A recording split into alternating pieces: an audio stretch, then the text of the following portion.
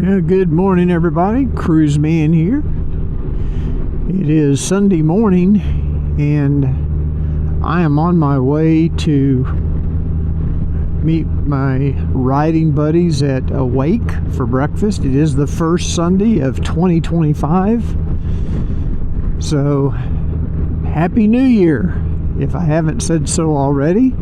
And I don't think I have, because I haven't made a video where I actually talked to you, other than I did do a video on the emergency start procedure. Man, I'll tell you what, I am so glad 2024 is over, and so glad that we're into a new year. There's always new possibilities and hope for the future. As I said earlier, I did make a video on the emergency start procedure for the Honda Goldwing.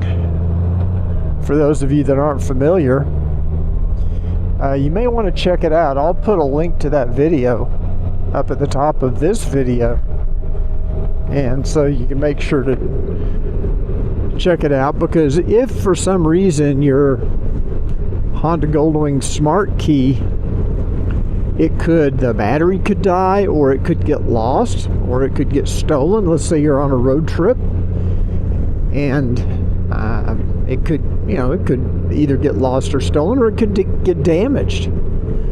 You could drop it on the ground right before a car rolls over it or something. Who knows? Hey, if any of you have ever had a situation where your smart key got damaged to the point that it wouldn't function, put that in the comments down below. And also, if you've ever had to perform the emergency start procedure on your Honda Goldwing, maybe you're away from home and you didn't have a backup smart key. The 2018 models didn't come with a second smart key. I only got one. I had to buy a second one and program it to the ECU. But I think in 2019 they started shipping all of them with 2 smart keys, which was pretty smart when you think about it. So let me know in the comments. And I did have some comments on my video asking me, what happens if you don't have that little tag?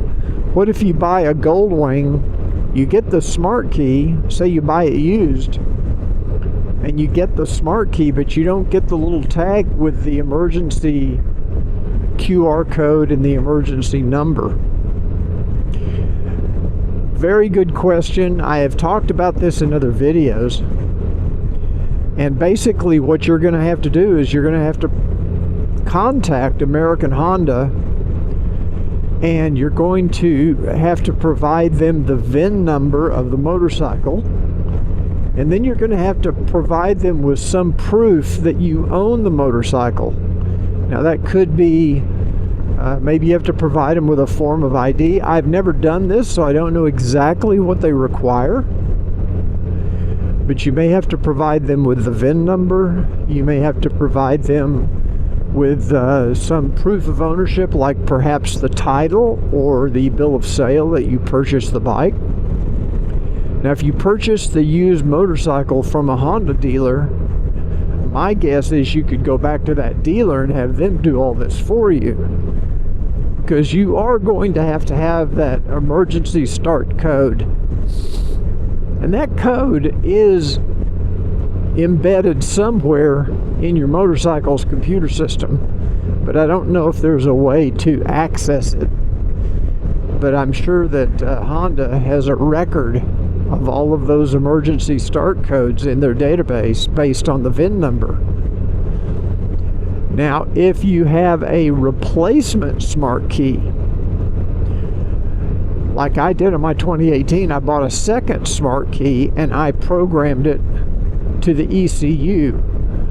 Honda would not have a record of that, but they would have a record of the original emergency start code that came with the motorcycle, and that code should still work even if the smart key is damaged or lost or gone or whatever.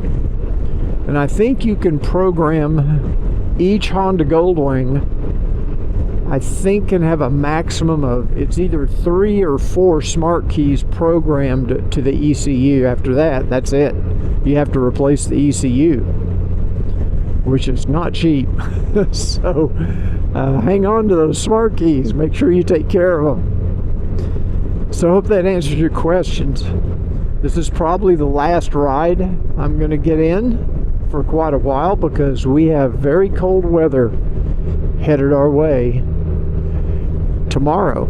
It's going to get down into the 20s, and we may even get some freezing rain and snow. I don't know about snow yet, but certainly the weather is getting ready to shift. It's 69 degrees right now. It's beautiful. It's windy, but it's warm. So we shall see what the weather brings in the next few days. And after breakfast, I will touch in with you again. We'll end this motovlog properly for the first motovlog of 2025. Well, good morning again. We just finished up our breakfast. You can see Tom over here from Tom's Goldwing Adventures. It might sound like I'm a little muted, and that's because I have a balaclava over my mouth, just because it dropped. Temperatures dropped pretty dramatically while we were in breakfast. It's dropped 10 degrees already, and the wind has picked up, as you can see. We actually got a little bit of rain for maybe 15-20 minutes. And I'm just about to head home. It's good to see everybody that showed up. Our friend Mark was here today. I already mentioned Tom. Dale joined us. And we also had, of course, Don Smith and Robert White from Robert White Moto. Always good to see the gang. But this is not going to be a good day to ride here in Dallas-Fort Worth, because it's getting ready to get really cold and windy, and maybe even some freezing participation. Now, when I left this morning, I showed you it was 69 degrees. Now it's down to 50 degrees. Now 49. So it's actually dropped 20 degrees since I left the house this morning. Pretty dramatic. I guess we can't complain here in Dallas-Fort Worth, because we've been able to ride, you know, well into January or well into December for sure.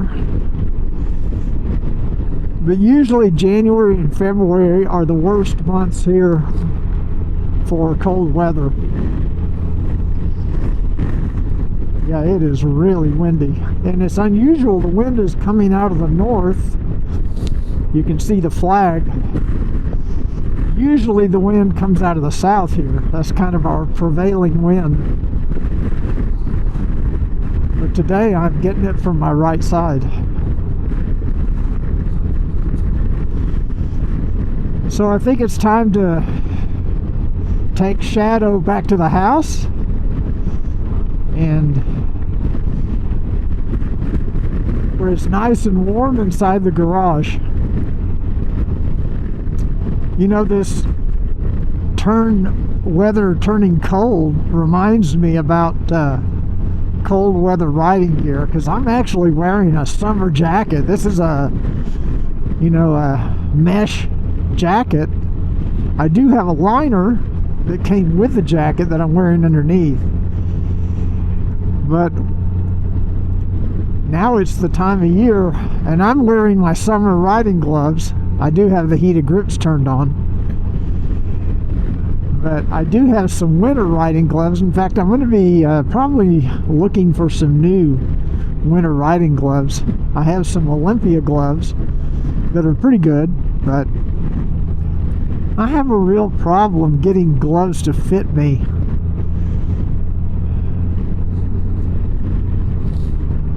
But what do you guys wear for winter riding gear? Cold weather.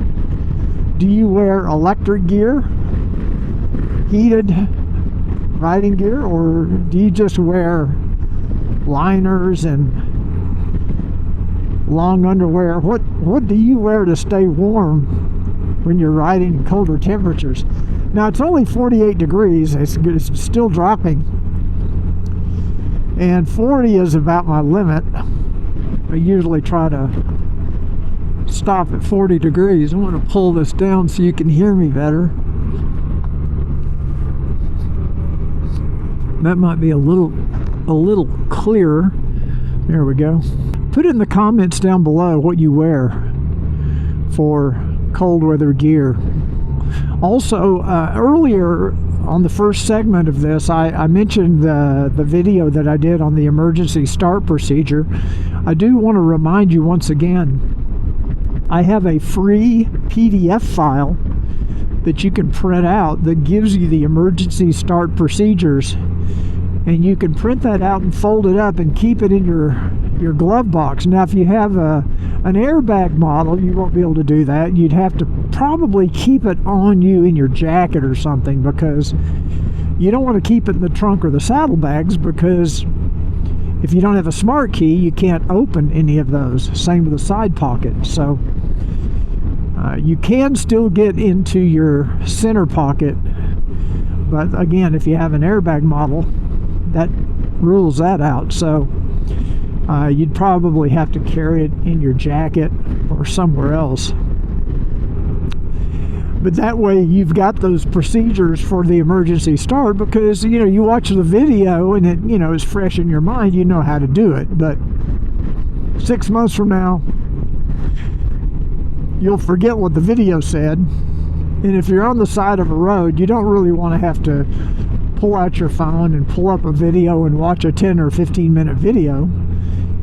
So I produced this printout of all the steps just to make it a little easier for you to follow. I may be crazy, but I would swear these heated grips are not working again. And I had this same issue when I first picked up this motorcycle. They just don't feel warm. I remember riding this bike back from Tennessee thinking, where are my heated grips? And then suddenly, it's like suddenly they started working. But now, they don't feel hot at all. I'm going to turn it up full blast and see if I can feel them. Now the heated seat I feel, but I don't feel the heated grips. And I don't recall ever having that issue on my 2018. Do any of you have that? I had it on the third setting. I had it on 3 bars, and I don't even think I can feel the heat coming through. So now I've turned it up full power. We'll see if I can feel the heat on these grips. Again, I feel the heat on the seat. I can feel it coming through, and I've got it on 3 bars as well. And on my 2018, I never had to use full power on the grips. It would be so hot you couldn't hold on to couldn't hold the grips if you put it on full power. Yeah, I've got these grips on full power, and I do not feel the heat coming through. I feel a little bit, but not full power heat. So I don't know if it's the grips themselves or what's going on. I know that one time, right after I got this bike and brought it back to Dallas, Robert White and I used one of those thermal, boy it's windy, I used one of those thermal temperature thermometers, I guess you call it, and we looked at his grips and my grips, and they both read the same.